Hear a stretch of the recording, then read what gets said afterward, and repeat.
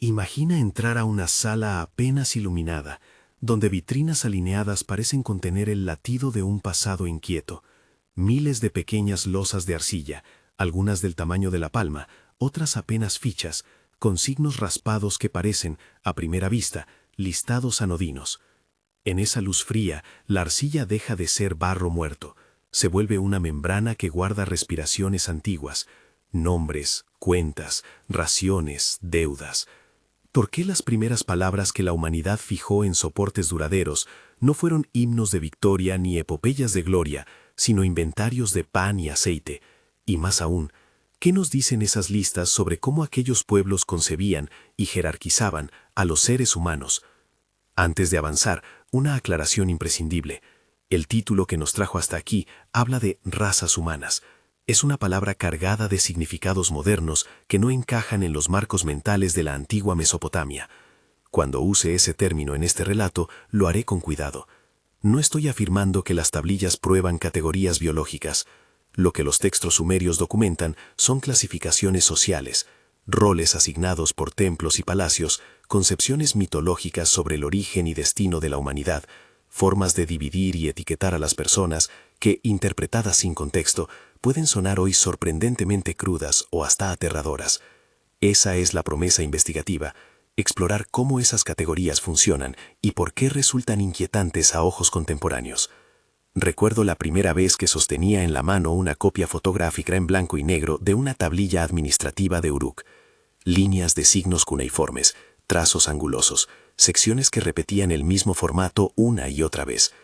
Allí se anotaba el reparto de cebada, el nombre de quien la recibía, la cantidad y a veces el número de días, 11 días, 18 días, como si la existencia misma de un trabajador pudiese medirse en raciones. No eran poemas, eran cuentas, contabilidad de cuerpos. Uruk, Ur, Lagash, Nippur y Mari, estos nombres reaparecen como manos en un rompecabezas. Cada excavación aportó piezas que desafiaron la narrativa romántica sobre el origen de la escritura. No fue un súbito arrebato por contar estrellas lo que llevó a tensar la arcilla, fue la necesidad de administrar lo cotidiano, de sostener estructuras complejas donde el templo y el palacio distribuían recursos, fijaban obligaciones y registraban privilegios. En Uruk, las tablillas de la etapa protoescrita muestran precisamente esa transición, marcas que empiezan como pictogramas y terminan codificadas en cuneiforme, siempre bajo la sombra de la economía. Los arqueólogos del siglo XX, desde los primeros levantamientos con palas hasta las expediciones meticulosas, fueron los que comenzaron a leer ese tejido. Leonard Woolley, trabajando en Ur, encontró tumbas y objetos que hablaban de un orden social sofisticado. En Mari, André Parrot desenterró archivos extraordinarios. Hoy hablamos del archivo de Mari como uno de los conjuntos documentales más ricos de la antigua Mesopotamia, con decenas de miles de tablillas administrativas y diplomáticas que abren ventanas a la vida cotidiana y a las redes políticas de su tiempo. Hay referencias consistentes en las publicaciones.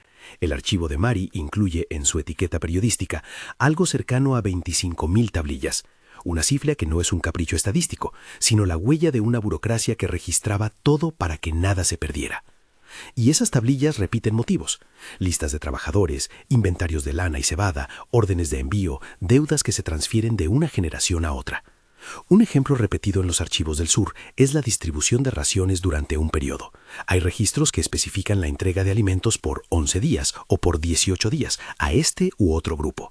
No son cifras anecdóticas, son evidencias de un sistema que calculaba la vida en términos de subsistencia. Esos números nos obligan a preguntar, ¿qué valor tenía una persona según el templo o el palacio? ¿Por qué ciertos grupos aparecen con asignaciones regulares de alimentos mientras otros no? La arcilla demuestra su doble carácter, frágil a la mano, invulnerable al tiempo si logra quemarse en un incendio. Esa paradoja es central para entender cómo ha llegado hasta nosotros tanta documentación administrativa. Muchos archivos fueron preservados porque fueron horneados por el fuego de catástrofes o por incendios accidentales. En ese gesto cruel de la destrucción, la memoria se fijó. Una ciudad que arde preserva, por ironía, sus cuentas. Es necesario detenerse en la King List, el Weltblum del Prism, porque en ella la escritura se vuelve algo más que contabilidad. Entra en la esfera del mito y de la legitimación política. El Prism registra reyes con reinados casi fabulosos antes de un gran diluvio y luego enumera una serie de dinastías posteriores, como si la política se reordenara tras cada cataclismo. Las cifras extravagantes del periodo antediluviano, reinados de miles de años, conviven con listados administrativos más prosaicos en otros archivos. El mensaje es doble. Por un lado, una voluntad institucional de marcar continuidad. Por otro, la conciencia de rupturas tajantes en la memoria histórica. En la King List, la realeza es algo que puede mudarse, transferirse y reconstituirse sobre las ruinas. Las tablillas administrativas muestran cómo esa reconstitución afecta a la vida material de la gente. Estratigráficamente, muchas ciudades mesopotámicas presentan capas de limo y sedimento que hablan de inundaciones locales o de grandes movimientos de agua. Capas que en la secuencia arqueológica marcan destrucciones y abandonos, seguidas de reconstrucciones, entre K 2900 y 2000 a.C. Hay episodios recurrentes donde capas de silt indican que la topografía de los canales, el sistema hídrico que sustentaba la agricultura, se alteró. No siempre se trata del diluvio universal en sentido literario, pero sí de eventos que alteraron la capacidad productiva y la organización social. Las tablillas que registraban raciones comenzaron, en algunos sitios, a proliferar justo cuando los recursos eran más escasos. Es decir, la escritura surge y se desarrolla en un contexto donde la administración del alimento se convierte en cuestión de supervivencia colectiva. Los textos religiosos aportan otra pieza, las lamentaciones. Estos poemas y elegías describen templos abandonados, imágenes divinas que han sido vaciadas, sacerdotes que ya no encuentran la voz litúrgica. Es frecuente leer en esos lamentos la figura de una divinidad que se aleja o que retira su favor, y el texto se convierte entonces en un registro de pérdida, tanto espiritual como material. La oración y la administración se entrelazan. El templo, que antes fue eje religioso, es también el proveedor que administra bienes. Cuando el templo queda sin culto, la estructura que distribuía raciones y organización política se debilita. Entre el hedor del abandono y las inscripciones de deuda se revela una relación íntima y peligrosa entre lo sagrado y lo económico. Esa relación alimenta un tipo de fatalismo ritual. Las Omen Tablets y los corpus como Enuma Ano Enlil conforman sistemas de lectura del cielo y de la naturaleza con objetivos concretos, predecir sequías, identificar presagios de guerra o de enfermedad y explicar fenómenos que podrían afectar la redistribución de recursos. La astronomía no es solo contemplación, es una tecnología de previsión. Si las lluvias no vienen o las estrellas presagian desgracia, los líderes interpretan señales y aplican soluciones rituales. En este sentido, la religión se convierte en un aparato de gestión del riesgo social. Las tablillas de presagio contienen series de correspondencias, si esto sucede, entonces aquello, como protocolos que anticipan, controlan y en cierta medida normalizan la catástrofe. Mientras tanto, los adubba, las casas de los escribas, se convierten en cárceles de la memoria.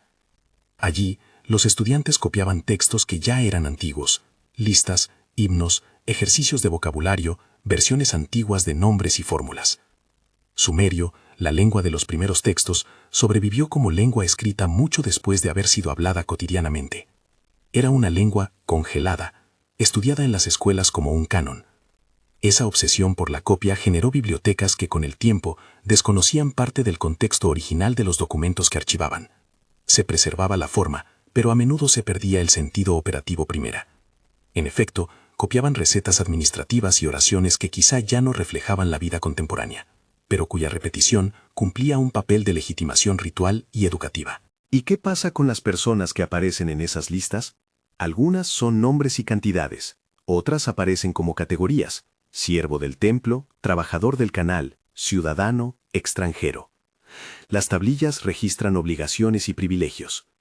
No es difícil imaginar una vida donde la pertenencia a un grupo determinaba acceso a alimento, vivienda o justicia. Esa práctica de clasificar, de estipular derechos y deberes según un lugar en el entramado social, es el núcleo de la inquietud que propone el título. En su intento de ordenar la supervivencia, la administración y la religión antiguos crearon sistemas que etiquetaban a la gente y asignaban destinos. Algunas narrativas mitológicas empujan la idea hasta un punto más perturbador. El relato de Ziusudra, o su equivalente en otras tradiciones, habla de un diluvio y de la selección de ciertos individuos que sobreviven.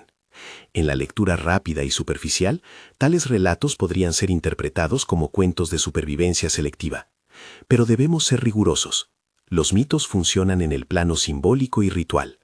Pueden codificar una visión donde los dioses recompensan o castigan, donde la humanidad es objeto de las decisiones divinas. Esa dinámica determinará, en la práctica, qué grupos merecen protección o pueden ser descuidados por las autoridades religiosas y políticas. Aquí aparece la sombra más inquietante: la posibilidad de que las instituciones hayan usado esa cosmología para justificar prácticas de exclusión. Si el templo decreta que cierto grupo es destinado a recibir menos o a servir, entonces la escasez se codifica en ritual y ley. Pero hay que tener cuidado con los saltos interpretativos. No todas las menciones de servidumbre son sinónimo de proyectos de control poblacional deliberado al estilo de teorías modernas. Muchas veces se trata simplemente de una economía basada en mano de obra dependiente. Lo alarmante, sin embargo, es que la escritura estabiliza esa dependencia, la convierte en norma. Una personificación burocrática de la desigualdad que, al ser registrada, se vuelve más difícil de subvertir. La práctica de preservar textos antiguos, de repetir fórmulas y de registrar destinos individuales revela una tensión humana profunda. El deseo de perpetuar una memoria que proteja privilegios y el uso de la memoria para administrar la escasez. La arcilla, en sus manos, no es neutral. Es instrumento de conservación y al mismo tiempo de control. Si esto suena como la construcción de una maquinaria social implacable, no es casualidad. Las contabilidades, los registros rituales y los pronósticos forman un sistema coherente para enfrentar la precariedad generalizada. Pero en esa coherencia también hay omisiones. Las voces de quienes no aparecen, los que no fueron registrados como titulares de derechos, quedan fuera del archivo. La ausencia es también un sello. Aquí conviene introducir una nota práctica sobre las fuentes. Cuando hablamos de la King List, nos referimos al Weld Blundell Prism, una pieza clave preservada en colecciones museumísticas. Cuando mencionamos archivos como el de Mari, la cifra aproximada de 25.000 tablillas proviene de los catálogos y de los inventarios académicos publicados desde las excavaciones de la década de 1930 en adelante. Los ejemplos de raciones que aparecen con medidas temporales, 11 días, 18 días, figuran en múltiples conjuntos administrativos descubiertos en Lagash y en otros sitios del sur. Y cuando nos referimos a corpus de presagios, hablamos de colecciones como Enuma Anu Enlil y de las Omen Tablets que los escolásticos copiaban sistemáticamente en las escuelas de escribas. Son referencias que deben mantenerse explícitas. Las interpretaciones surgen de la lectura de esos materiales, no de conjeturas ex nihilo. Permíteme detenerme en una imagen, la tablilla como registro de una vida. Para un trabajador que recibía una asignación por 11 días, la tablilla podía ser la diferencia entre comer y pasar hambre. Era la prueba de un derecho. Para la élite palaciega, la misma tablilla era el ejercicio rutinario de control. La escritura, nacida en la necesidad de repartir pan, terminó por consolidar identidades. Quien aparecía en la ficha tenía un nombre y un deber. Quien no, era un hueco en el archivo. Después de este primer vistazo a excavaciones, archivos y dimensiones religiosas, quiero invitarte a algo breve y directo. Si este episodio te intriga y quieres seguir explorando cómo la escritura moldeó la forma en que se vio a la humanidad, suscríbete y deja en los comentarios desde qué ciudad nos sigues. Eso nos ayuda a sostener este tipo de investigaciones. Volvamos al terreno. Hay otro elemento que merece atención: la práctica de la copia obsesiva en las casas de los escribas. Los estudiantes no copiaban solo por aprendizaje, copiaban para preservar. En una época de incertidumbre climática y política, la repetición textual era un acto de resistencia frente a la desaparición. Pero la resistencia tenía un costo. La copia descontextualizada convirtió muchos textos funcionales en reliquias formales. Un himno que originalmente conectaba a una comunidad con su divinidad se volvió una fórmula recitada sin eje viviente. Una lista que nació para organizar raciones se transformó en un documento que legitimaba jerarquías ya establecidas. La escritura perdió, en ciertos momentos, su vínculo con la praxis y se hizo objeto de culto. Esa situación abre una pregunta que atraviesa todo este relato. ¿Para qué se escribe cuando la escritura se vuelve más importante que la acción que registró? Los sumerios parecen habernos legado una respuesta contradictoria. Escribieron para que ciertas prácticas perduraran. Y esa misma escritura, con su objetividad aparente, terminó consagrando desigualdades. La memoria se volvió normativa. Mientras tanto, la arqueología ha ido rellenando los vacíos con relativa prudencia. Koldewey en sus trabajos, Woolley en Ur, Parrott en Mari, Cada uno con sus métodos y limitaciones, desenterraron fragmentos que propiciaron lecturas diversas. No es raro que en los informes de campo aparezcan notas sobre capas de silt que indican alteraciones hídricas. En otras, el registro epigráfico confirma la presencia de controles administrativos intensos. Sumadas, las piezas conforman un patrón: repetición de crisis, reestructuración política y un creciente papel de la escritura como mecanismo de supervivencia social. Y sin embargo queda un enigma. Si la escritura nació para proteger contra la pérdida, ¿por qué los mismos textos parecen anticipar o registrar el colapso cíclico? En las Lamentaciones, los dioses se van. En la King List, la realeza se reconfigura tras catástrofes. En las Omen Tablets, el cielo advierte y el templo responde. La escritura, más que un antídoto contra el olvido, se convierte en una especie de confesión colectiva. Sabemos que el desastre volverá, por eso registramos, por eso copiamos, por eso transmitimos. Esa confesión es, en cierto sentido, aterradora, no porque revele conspiraciones biológicas, sino porque muestra el diseño de una sociedad que aprende a convivir con el colapso. Es aquí donde la palabra razas en el título se traduce en la práctica. En las tablillas aparecen categorías humanas que determinan asignaciones, destinos y rituales. Existen nombres propios, sí, pero también existen categorías: siervo del templo, miembro de la casa real, trabajador del canal, forastero. Estos rótulos no equivalen a razas biológicas, pero cumplen una función análoga en la vida social antigua: trazar fronteras, facilitar decisiones distributivas, justificar desigualdades. El efecto es análogo al que hoy genera el etiquetado social. Una vez que algo está escrito y sellado, actúa. La escritura se vuelve política. A medida que avanzo en la lectura de las tablillas, percibo que la verdadera inquietud no reside en descubrir una prototeoría racial ancestral, sino en constatar que estas sociedades fabricaron, a través de la documentación y la mitología, sistemas de asignación humana que resultan profundamente relevantes para el presente. Cuando una sociedad institucionaliza diferencias, sea por religión, por ley o por economía, y las fija en archivos, crea puertas que pueden permanecer cerradas durante siglos. Y aquí se abre un tramo delicado de mi investigación, que será el siguiente foco: las evidencias textuales que permiten leer no solo categorías, sino prácticas concretas de desposesión y conservación. Cómo los mitos del diluvio y los protocolos de presagio pueden haber servido para moldear políticas de selección social. Y por qué los escribas, al congelar ciertas fórmulas, hicieron inmune a la memoria contra la empatía. Pero antes de adentrarnos en ese terreno interpretativo, conviene detenerse en la geografía del desastre, comprender cómo las capas de silt y las variaciones de curso de los ríos transformaron paisajes y forzaron decisiones administrativas. Es el puente entre la contabilidad y la catástrofe, entre la vida medida en raciones y la mitología que explica por qué unas personas reciben pan y otras quedan fuera del archivo. El paisaje no es solo el fondo de estas historias, es su actor principal. Cuando se atraviesa un corte estratigráfico en una tel mesopotámica, lo que aparece es un palimpsesto de decisiones hidráulicas, incendios y abandono. Capas oscuras de materia orgánica, capas de limo finísimo que cantan la presencia de agua, pisos quemados que conservan en su carbón la geometría de habitaciones enteras. Esas bandas de silt no son metáforas, registran fluctuaciones del curso de los ríos, crecidas que anegaron campos y arruinaron canales, episodios en los que el paisaje dejó de sostener la economía que mantenía templos y palacios.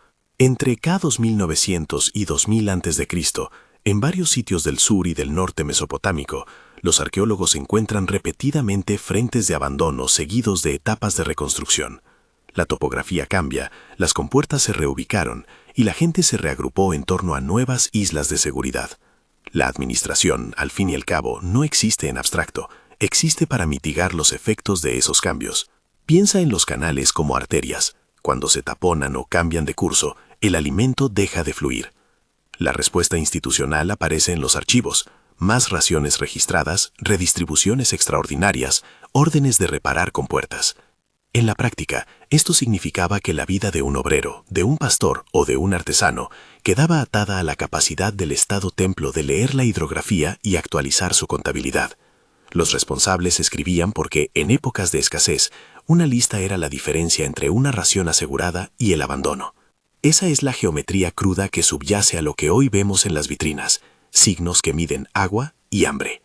Los arqueólogos han intentado reconciliar esa evidencia con los textos. Las capas de silt que mencioné no son cataclismos únicos en un calendario apocalíptico. Muchas veces son crisis locales o regionales, mutaciones del sistema irrigatorio que afectan porciones del paisaje. Esto explica por qué las narrativas míticas sobre diluvios coexisten con registros administrativos. Por un lado, existían episodios reales de inundación que dejaban estratos físicos. Por otro, la memoria colectiva y religiosa los transformó en motivos que podían explicar, justificar o ritualizar la crisis. Es decir, la geografía produce documentos y los documentos producen mitos. Ambos, a su vez, moldean políticas. Hablemos ahora de la maquinaria administrativa con la que las ciudades respondían. Los archivos no son homogéneos. Hay pedazos de burocracia en forma de fichas, series de cartas diplomáticas, órdenes de despachos, contratos y también textos que hoy llamaríamos procedimentales, instrucciones sobre cómo distribuir la cebada, cómo asignar mano de obra a la construcción de un canal, quién tiene prioridad para recibir aceite durante la escasez. Esas instrucciones son instrumento y ritual. La distinción entre norma legal y fórmula litúrgica a menudo se diluye. Un decreto que fija culturas de ración puede ser pronunciado como si fuera un mandato divino, y viceversa. La autoridad se mezcla con la sacralidad. En miles de pequeñas tablillas aparece una lógica repetida. Los recursos se miden, se adjudican y se registran con nombres y con categorías. Hay nombres individuales, sí, pero también categorías. Siervo del templo, miembro de la casa real, trabajador del canal, forastero, huérfano bajo tutela. Cada etiqueta trae aparejada una expectativa de derechos y obligaciones. Algunos grupos reciben asignaciones regulares. Por ejemplo, conjuntos administrativos muestran la entrega de raciones para un grupo durante periodos que la contabilidad marca en días, 11 días, 18 días, frases que vuelven tangibles conjuntos de dependencia. Para ilustrarlo sin atribuirlo a una única tablilla concreta, podemos pensar en un archivo tipo donde la nómina de trabajadores se compone de centenas de entradas, muchas de ellas con plazos repetidos. Estos registros establecían la periodicidad del derecho a la subsistencia. Esta es una de las claves. La escritura convierte la precariedad en programación. Un derecho alimentario, cuando queda en una tablilla, puede ser comprobado, transferido o anulado por la autoridad que controla el sello. En entornos donde la producción es variable y las tensiones por la redistribución son altas, la contabilidad se convierte en una forma de gobierno. Lo que hoy llamaríamos política social se ligaba íntimamente a la escritura y al templo. No es insólito suponer que, en momentos críticos, la decisión sobre quién obtiene agua o pan se tomaba sobre la base de listas, no de deliberaciones comunitarias abiertas. Las lamentaciones y los himnos de abandono reflejan esa experiencia en términos simbólicos. Cuando un poema describe la imagen del dios que abandona el santuario o la mudanza de la estatua, no está describiendo un simple acto religioso, narra el colapso de una red de intercambio. El templo no es solo un edificio, es un sistema redistributivo. Su desmoronamiento representa la pérdida simultánea del patrocinio divino y del acceso a recursos. En algunas de esas elegías, el lenguaje adopta la figura de una intemperie moral. La ciudad sufre porque ha quebrado el equilibrio con lo sagrado. La retórica ritual es la manera en que el colectivo intenta nombrar la violencia que ya es estructural. Al leer los Omen Tablets se revela la otra cara de la respuesta administrativa, la anticipación ritualizada. En colecciones como Enuma Anu Enlil, las correlaciones entre fenómenos celestes y eventos terrestres se fijan como protocolos. La lógica es modular. Si la luna tiene determinada deformación, entonces cierto problema hidrológico puede seguir. Si el comportamiento de ciertas aves cambia, puede esperarse sequía. Estos textos no son meras supersticiones sin función práctica, son manuales de diagnóstico. Los sacerdotes sabios que interpretaban estos signos operaban con una epistemología que mezclaba observación empírica y cosmología.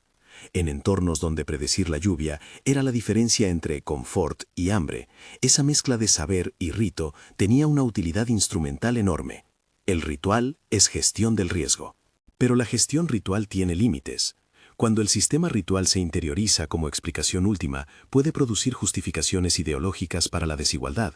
Si una escasez se interpreta como el signo de la ira divina hacia un grupo o la prueba de un destino asignado, entonces las políticas distributivas encuentran respaldo religioso para mantener jerarquías. La frontera entre predicción y legitimación puede volverse imperceptible. Es ahí donde la lectura anacrónica sobre razas puede surgir. Desde la distancia, la idea de destinos divinos aplicada a categorías humanas puede leerse como antecedente de clasificaciones biológicas modernas, pero esa lectura es peligrosa y necesita matices. Los sumerios no concibieron razas en el sentido que hoy entendemos, concebían ordenaciones sociales y teológicas que determinaban roles y accesos. El efecto, sin embargo, puede resultar funcionalmente similar, producir una normalización de la desigualdad. Voy a detenerme en un fenómeno que demuestra cuán perversa puede ser la memoria archivística cuando se separa del contexto vivo, el papel de los escribas y de las escuelas. Los adubaba eran espacios de formación donde la práctica de la copia era ritual. Un estudiante pasaba horas repitiendo listas, heptogramas, antologías de himnos y series de omen. La repetición tenía múltiples funciones: formativa, didáctica y conservacionista. En tiempos de estabilidad, copiar era aprender. En tiempos de catástrofe, copiar era asegurar. Pero la copia obsesiva produjo un efecto colateral. Los textos se transformaron en artefactos que operaban autónomamente. Las fórmulas se incorporaron como canon sin que la gente recuerde por qué fueron escritas originalmente. En la etapa tardía, sumerio fue una lengua sagrada, escrita, estudiada y recitada mucho después de haber dejado de ser hablada. La lengua, congelada en la tablilla, se vuelve relicario. Esa separación entre forma y función genera una conservación que puede legitimar prácticas ya caducas. Ese vínculo entre forma y función, entre el texto como herramienta y el texto como fetiche, explica por qué ciertos procedimientos de exclusión sobrevivieron tanto tiempo. Cuando una fórmula que ordena la asignación a un grupo se copia y se transmite, el gesto simbólico crea una continuidad. Un sistema de dependencia registrado como norma resiste con mayor facilidad las transformaciones sociales. Hay, por tanto, una dimensión burocrática del olvido. Se recuerda lo que el archivo decide recordar. Se marginan las vidas que nunca fueron registradas. Es necesario considerar la agencia humana dentro de ese engranaje. No todas las personas que administraron fueron malintencionadas. Muchos funcionarios, escribas y sacerdotes actuaban dentro de un marco estrecho de posibilidades: conservar canales, reparar presas, mantener el tejido social. Sin embargo, la estructura misma de la contabilidad y su fijeza generan efectos que trascienden intenciones individuales. La tecnología de la escritura permitió la multiplicación de reglas y su anclaje en la memoria institucional. En contextos de recurrente fragilidad ambiental, esa capacidad de anclar decisiones se vuelve tanto un recurso como un riesgo. Vayamos ahora hacia el ejemplo mítico que más inquietud provoca ante los ojos modernos: Ziusudra, el héroe del diluvio en la tradición sumeria y sus equivalentes en otras narrativas antiguas. En el relato, unos pocos son elegidos para sobrevivir. La acción divina determina la selección. Si se interpreta literalmente y se la transfiere al plano administrativo, puede leerse como una metáfora de selección social. Pero el mito opera en guiones simbólicos, no en políticas públicas definidas en términos técnicos. El punto relevante para nuestra lectura es que el mito codifica una capacidad social de explicar por qué algunos sobreviven y otros no. Ese lenguaje mítico puede contribuir a naturalizar desigualdades y, en manos de autoridades, servir para justificar decisiones distributivas que parecen ordenadas por el cosmos. Por eso subrayo siempre la distinción. Los mitos explican, las tablillas registran. La primera ofrece narrativas de sentido, la segunda una práctica de gestión.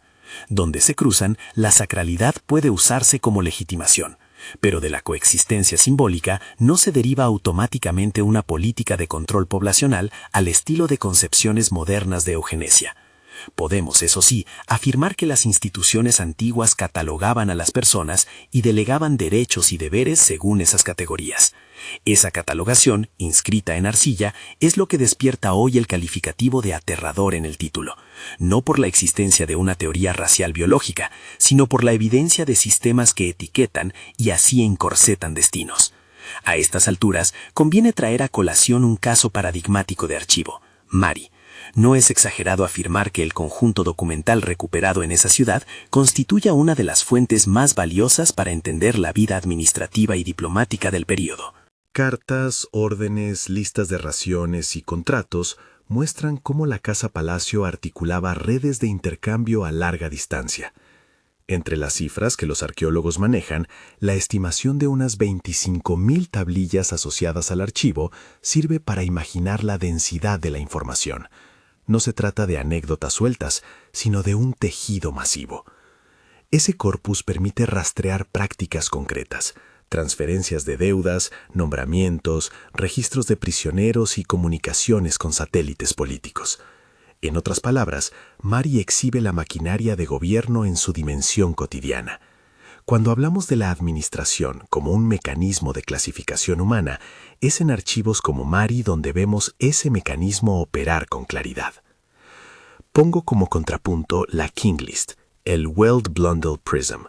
Su función no es administrativa en el sentido de distribuir raciones, es políticamente legitimadora.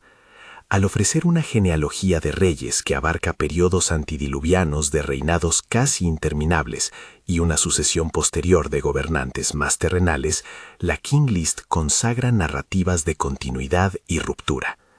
En el texto, la realeza pasa de un locus a otro, se relocaliza, se reconstituye. Ese movimiento narrativo se inscribe en una preocupación práctica.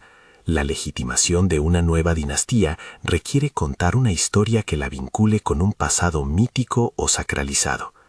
En contextos de reconstrucción tras catástrofes, la historia oficial sirve para recomponer identidad política. La lista es, por lo tanto, una herramienta para restaurar jerarquías, porque pretende anclar el presente a una tradición de poder. Al conectar estos hilos, estratigrafía, administración, mitología, tablets, escuelas, aparece una imagen más compleja. La escritura no es solo memoria resistente, es una tecnología que fija disposiciones sobre quién merece qué. Esa fijación tiene consecuencias prácticas y morales.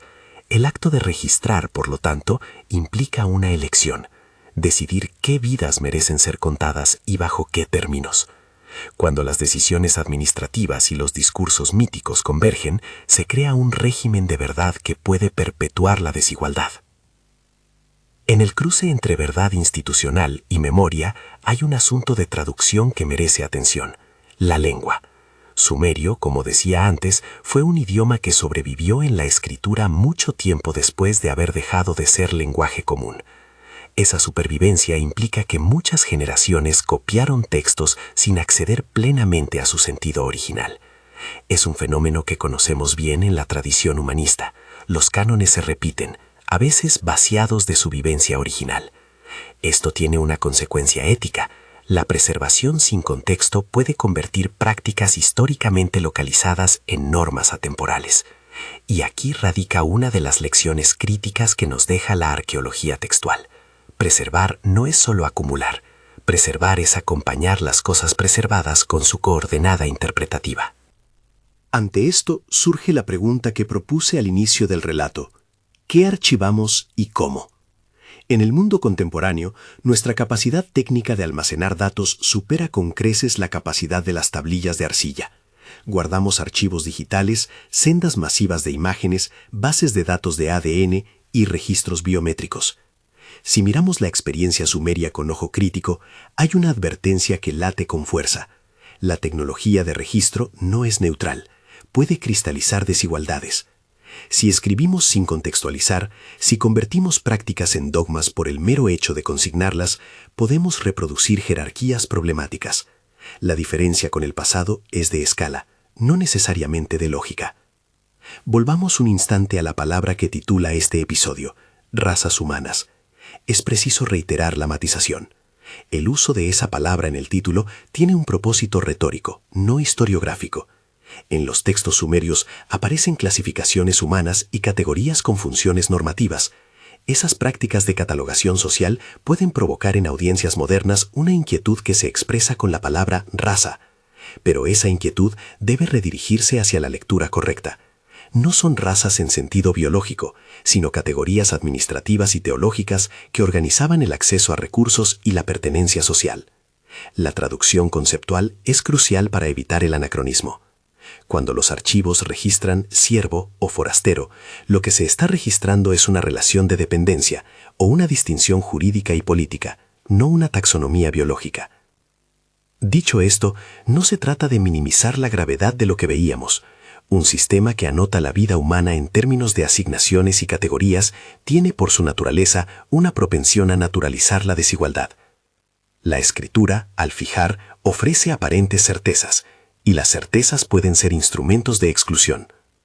Es ese efecto, la cristalización documental de la diferencia, lo que valida la expresión conocimiento aterrador, en el sentido que concede el título.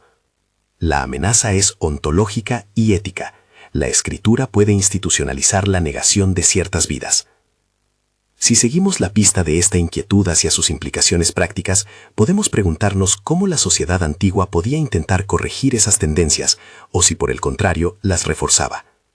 Hay textos que muestran contenciones legales, cláusulas de liberación de deudas, remisiones de servidumbre en momentos de crisis, actos de caridad ritual.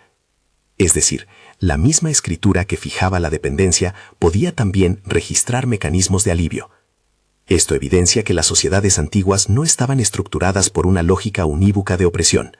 Existían tensiones, disputas y espacios de negociación. La memoria archivada, por tanto, contiene tanto la firmeza del control como las fisuras en las que se insinúan la resistencia y la recomposición. Al mirar hacia el presente, hay una pregunta que me persigue. ¿Qué tipo de archivo queremos dejar? La respuesta tiene que ver con ética archivística y con política pública. Si hoy acumulamos datos sin criterios claros de preservación contextual, si convertimos en norma lo que debería ser cuestionado, corremos el riesgo de legar sistemas de clasificación que determinarán para generaciones futuras quién mereció protección y quién no. No es una predicción apocalíptica, es una advertencia derivada de la observación histórica. Las tecnologías de registro moldean sociedades. Regreso ahora, en las últimas estaciones de esta investigación, al problema hermenéutico. ¿Cómo leer la mezcla de mito y administración sin caer en simplismos? Cuando confluyen la King List, las lamentaciones, las Omen Tablets y los archivos administrativos, lo que obtenemos es una red compleja en la que el sentido no es lineal. A veces un mito explica una necesidad práctica, otras, un decreto se revestía de sacralidad para asegurar su cumplimiento. El gesto historiográfico correcto es entonces mantener la tensión, sin preferir una sola lectura. Ser riguroso significa decir, esto es lo que la tablilla registra, esto es lo que el poema propone, esto es lo que la arqueología sugiere, y ayudar al lector a sostener esos materiales en diálogo crítico. Entre las preguntas que me dejo al cerrar este recorrido es una, quizá la más urgente. ¿Podemos aprender de esa ambivalencia para construir archivos que no perpetúen injusticias? La respuesta no es automática, pero sí hay principios emergentes. Documentar con contexto, acompañar la preservación con narrativas críticas, cuestionar qué se elige preservar y por qué. La arqueología nos enseña que no todo lo que pervive es digno de ser perpetuado sin revisión. También nos recuerda que la memoria puede ser reparadora cuando se utiliza para exponer errores y reivindicar a quienes el archivo silenciaba. Al terminar, conviene volver a la imagen de la arcilla en la vitrina. Ver esas pequeñas losas es enfrentarse a una paradoja. La arcilla nos da acceso a vidas pasadas, pero nos revela, con dolor, cómo la escritura puede consolidar destinos. El carácter aterrador que invoca el título encuentra su fundamento no en una conspiración oculta, sino en la evidencia de que categorías administrativas y mitológicas fueron capaces de producir efectos duraderos sobre quién comía y quién no. El legado sumerio es, por tanto, una lección doble. La escritura es un don inmenso para la memoria colectiva, y al mismo tiempo una herramienta que exige una ética de uso. Si algo debemos llevarnos de este examen es una humildad práctica. La tecnología de registro, sea la tablilla de arcilla o la nube digital, siempre necesita de marcos interpretativos y de controles democráticos. Preservar no es solo acumular información, es acompañarla de preguntas, de notas de contexto y de reflexiones que impidan que la memoria se transforme en instrumento de opresión. La historia antigua nos muestra cómo en manos de instituciones que enfrentan escasez y catástrofe, la escritura puede ser aliada de la supervivencia y simultáneamente piedra angular de la exclusión. La diferencia entre ambas salidas es muchas veces ética. Antes de despedirme, quiero invitarte a una reflexión concreta. En los comentarios de este video, me gustaría saber qué piensas que deberíamos preservar como sociedad para las próximas generaciones. ¿Deberíamos priorizar solo datos técnicos y económicos o debemos acompañarlos de contextos críticos y narrativas que registren también las voces de los marginados? Comparte desde donde nos miras y qué te intriga más de estas historias antiguas. Al apagar las luces del museo y dejar atrás las vitrinas, la arcilla sigue hablando. Su mensaje no es sencillo ni confortable. Nos interpela sobre la forma en que organizamos la vida colectiva, sobre los riesgos de fijar desigualdades en soportes que duran siglos y sobre la necesidad de una memoria crítica. Si algo nos enseñan las tablillas de Uruk, Mari, Lagash y Ur, y si algo recogen la King List, las Lamentaciones y los Omen Tablets, es que la escritura nació como respuesta a la fragilidad, pero también que su capacidad de fijación puede convertir lo contingente en normativo. El reto para nosotros, hoy, es escribir y preservar con responsabilidad. No se trata solo de recordar que hubo servidumbres y raciones, se trata de entender cómo la documentación puede reproducir injusticias y de inventar prácticas archivísticas que incluyan reparación, contexto y pluralidad de voces. En última instancia, esa es la lección que rescato de las tablillas. La memoria puede salvarnos o condenarnos, dependiendo de cómo la usemos. Si quieres profundizar en alguno de los archivos que mencioné, el Wealth Blundell Prism, los Omen Tablets de Enuma Anu Enlil o los corpus administrativos de Mari, en la descripción encontrarás enlaces a lecturas y ediciones académicas recomendadas para seguir explorando. Y si este tema te interesó, no olvides suscribirte y mirar la pieza que acompaña a este video sobre cómo las bibliotecas antiguas operaban como centros de poder.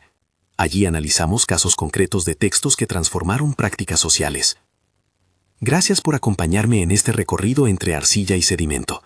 La próxima vez que mires una vitrina con tablillas, recuerda que estás viendo algo vivo, no un mero objeto, sino la huella de decisiones colectivas que todavía nos hablan.